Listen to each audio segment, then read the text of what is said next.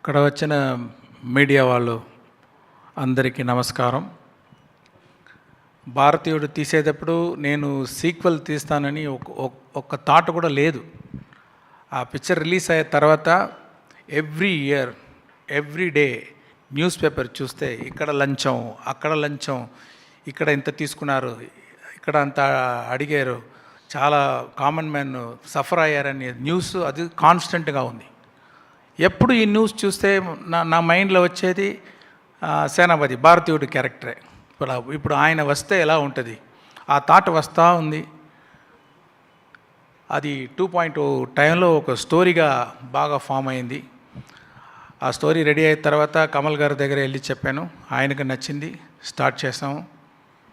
ఈ పిక్చర్లో కమల్ గారు ఒక్కొక్క సీన్ నేను రాస్తాము, కానీ ఆయన పర్ఫామ్ చేసేటప్పుడు ఆయన ఇచ్చేది లైఫ్, ఆ సీన్ చాలా పెద్ద హైట్కి ఎలివేట్ చేసింది. ఆయన స్క్రీన్ ప్రెసెన్స్, ఆయన పర్ఫార్మెన్స్ తోటి మంచి లైఫ్ ఇచ్చారు ఈ పిక్చర్కి.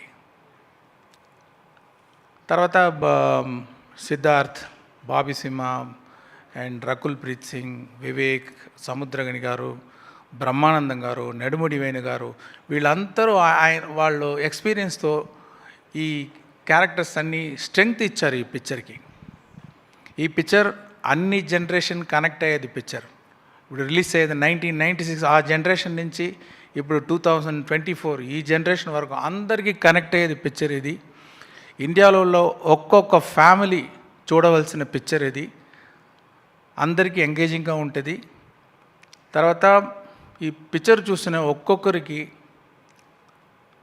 ఇంటికి వెళ్ళేటప్పుడు ఒక థాట్ వస్తుంది, థింకింగ్ వస్తుంది అని నమ్ముతున్నాను నేను.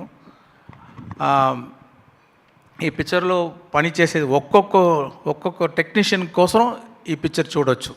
అనిరుద్ మ్యూజిక్, సాంగ్స్ కోసం, రవివర్మన్ సినిమాటోగ్రఫీ కోసం, ముత్రాజ్ ప్రొడక్షన్ డిజైన్ కోసం, శ్రీకర్ ప్రసాద్ ఎడిటింగ్ కోసం, విఎఫ్ఎక్స్ శ్రీనివాస్ మోహన్ కోసం ఒక్కొక్కరికి చూడవచ్చు.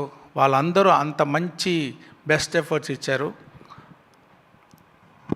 ఈ పిక్చర్ని భారతీయుడు వచ్చేటప్పుడు సపోర్ట్ చేసిన మీడియా మీ అందరినీ కోరుకుంటున్నాను, ఈ పిక్చర్ కూడా సపోర్ట్ చేయండి. ఇది రిలీజ్ చేస్తున్న సురేష్ బాబు గారికి నా థ్యాంక్స్ అండి. Thank you so much sir.